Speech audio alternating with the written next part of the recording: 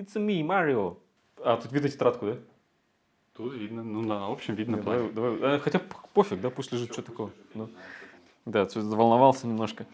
Да, помнишь этот Брюс Всемогущий?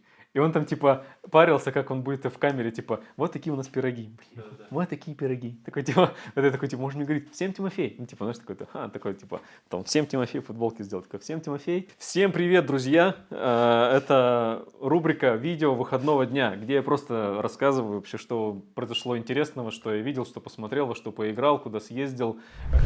Первым пунктом идет я, наконец-то, я прошел Зельду Tears of the Kingdom на Nintendo Switch.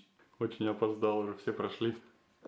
Да, фишка в чем? Эта игра была слита за 3 дня, по-моему, до официального релиза. Грешин играл на эмуляторе, начал играть на эмуляторе и почти дошел до конца, переустановил Windows, удалил все сохранения и потом как-то пропал. Вот. И потом я себе купил Nintendo Switch и начал играть. И проходил ее долго и дольше всех. За то время, пока я играл в эту игру, вот мой друг Илья, он прошел Зельду Breath of the Wild и прошел Tears of the Kingdom. И потом только я вот недавно, наконец-то, прошел эту игру. И для меня эта игра вообще, как бы, это даже не вторая часть. Это Breath of the Wild и Tears of the Kingdom играется для меня как вот одна большая такая игра. То есть воспринимается сюжетно как одна большая игра. И я считаю, что это, наверное, одна из лучших игр, в которые я играл. Вот, не побоюсь так сказать. Потрясающий сюжет, потрясающий геймплей. Хотя нет, сюжет, наверное, простой, он там банальный, типа там «Спасайте принцессу».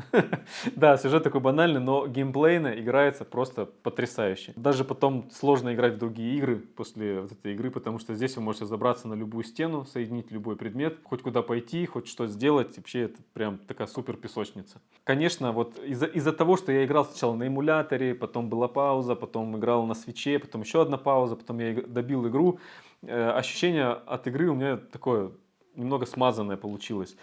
И несмотря на то, что я считаю эту игру великолепной, все-таки в моем сердечке, Зельда Breath of the Wild, наверное, занимает чуть-чуть побольше места, потому что когда я там играл вот в первую часть, это было просто какое-то погружение в Хайрул, и я оттуда просто не вылазил, пока не прошел всю игру. Вот здесь, конечно, такого уже ощущения было поменьше, но все равно это просто потрясающая игра вообще всех времен и народов. Всем рекомендую. Зельда Breath of the Wild и Tears of the Kingdom. Посмотрел, значит, фильм «Субстанция». Рекомендую вообще всем творческим людям, кто занимается фото и видео, посмотреть фильм «Субстанция». Если вы любите вообще фильмы, где не просто снято, а где каждый кадр можно воспринимать, рассматривать как какое-то произведение искусства, ну не прям каждый кадр в этом фильме, но много кадров подобраны вообще там с подборкой цветов, операторской работы. Кадры сделаны просто потрясающе. Вообще фильм, конечно, по смыслу мне очень понравился, по цветокоррекции, по колористике, операторской работе просто классный фильм. Так что советую посмотреть его, кто любит вот эти цветовые акценты, прям очень круто. Но с поправкой на то, что это все-таки боди-хоррор, и в нем есть, наверное, 2-3 сцены, где такие, как бы, они относятся к хоррору. Да, немножко странно было видеть, что как будто специально сделали хоррор такой в какой-то старом стиле, в каком-то старомодном, как будто это фильм 80-х годов, фильм ужасов 80-х годов. Особенно последняя сцена тоже непонятно какая-то, зачем это было ставлено, типа просто кровь ради крови, вот, было непонятно. Но в остальном фильм как бы не смотрится как прям фильм ужасов, это прям такой прикольный, хороший фильм с интересным посылом и с интересным визуальным стилем. Так что «Субстанция». Кстати, мы же досмотрели с Ульяной Шурика. «Приключения Шурика». Кстати, «Приключения Шурика» от Comedy Club тоже очень круто. Там есть отсылка на «Субстанцию». Типа, просто налегке на Да, на вот вечерком посмотреть, посмеяться. Мы реально после этого посидели, похохотали. Прям прикольно. Надо посмотреть, там же у них что-то «Операция И», по-моему, есть, да? Что-то да, Иван Васильевич. Я смотрел Васильевича, да, и это. Там еще реклама так тупо вставлена. Ну вообще прям. Ну как тупо, ну, типа в открытую вставлена. Колбаски. Во время просмотра фильма «Субстанция» я смотрел его на Кинопоиске, и Я очень сильно разочаровался в подписочных сервисах. Потом на следующий день я читал несколько статей. Оказывается, что для меня вот огромным секретом было, что подписочные сервисы жестко режут фильмы, сериалы, вырезают целые серии, куски, цензурят какие-то фрагменты, заблюривают это. И я все-таки за то, чтобы воспринимать контент, фильмы, музыку, игры без цензуры, вот то, как они были сделаны в оригинальном виде. Ну а все эти подписочные сервисы сейчас жестко режут, цензурируют, и как бы ты платишь деньги за цензурированный контент, и мне это очень-очень не понравилось. Следующая приятная новость. Я купил вообще супер имбовый объектив Sigma 1740 с диафрагмой 1.8. Видео где-то вот здесь вот уже на канале. Я сравниваю его с моим предыдущим объективом 16-35 от Canon. И я просто доволен этим объективом безумно.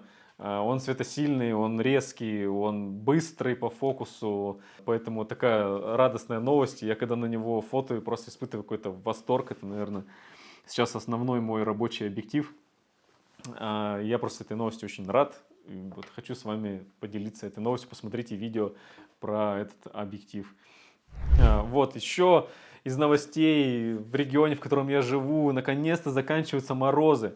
Потому что до этого были морозы 40 градусов. Вообще ничего не хотелось делать, только сидеть дома. Но приходилось все равно ездить на работу, тепло одеваться. Вообще мороз, конечно, вообще выбивает. И просто ты быстрее доезжаешь, заходишь в помещение, едешь, там отработал, едешь назад, сидишь дома, греешься. На улице минус 24 градуса. Это потеплело, потому что было под 40. Было там минус 40, минус 35, минус 30. И вот сейчас минус 24 градуса. Ну капец, холодно вообще. Сегодня я еще смотрел, делал сравнение температуры в Антарктиде и, значит, в Красноярске. И там температура была одинаковая. Там было минус 26 в Красноярске и минус 26 в Антарктиде. Где точно, не могу сказать. Но прикольно то, что у нас погода как в Антарктиде. Вот. И те, люди ездят на машине, которые пользуются машиной, вот полезный совет от меня.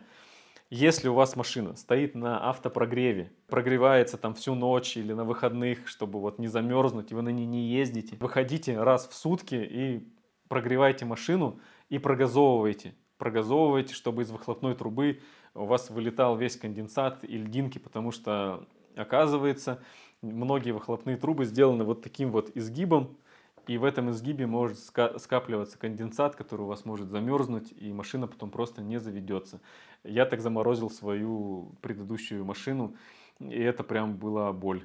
Во-первых, это на Форде у тебя было. Я ни на Мазде, ни на Хонде, ни на Тойоте ни разу не сталкивался с таким. Я вот не знаю, на каких машинах это есть или нет. Во-вторых, люди некоторые берут, сверлят дырочку. Да. Мне, кстати, вот этот мужик этот, вот, который Ну, видимо, это у грел. тебя такое строение там, потому что вот у меня реально вот стояла дня 3-4 мамина машина, так, ну, не сильные морозы были, но она иногда заводилась, и в общем, я ни разу не сталкивался. Вот у меня, короче, Ford был. Что у меня прям пробка образовалась там. У меня был Ford И Ford.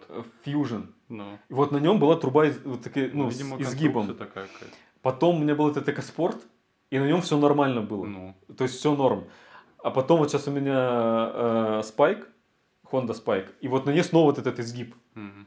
И я слышу даже, когда просто он прогревается, там, когда двигатель глохнет, ну, в смысле, перестает работать, он так так делает. Да, в просто выхлопной надо трубе. по району кружочек делать. Да, просто по району кружочек делайте, и все будет прекрасно. И тот, кстати, вот человек, кто мне грел машину, он мне показывал на своем автомобиле, что вот в этом вот изгибе сверлят дырки, одну-две, типа, чтобы конденсат просто уходил туда. Но мне кто-то сказал, что будет резонанс типа трубе, но я что-то не очень в это поверил.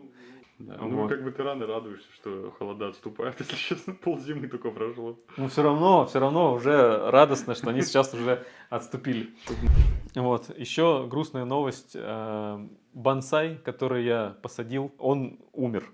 Он засох или там просто заплесневел, я уже не помню, что с ним случилось. Короче, не получилось у меня посадить бонсай. Это вроде бы все интересные новости, которые случились в моей скучной жизни. Делитесь в комментариях вообще, тем интересным, что произошло с вами, во что поиграли, что посмотрели, что купили, вообще все, на чем ездите, про машины пишите. Да, будет автомобильный блог у нас. Просто хоть что-нибудь напишите. Да, пожалуйста, хоть что-нибудь напишите. Вот, подписывайтесь на меня в Телеграме, поддержите меня на Бусти, подписывайтесь на канал, ставьте лайки. Спасибо большое за просмотр. Всем пока.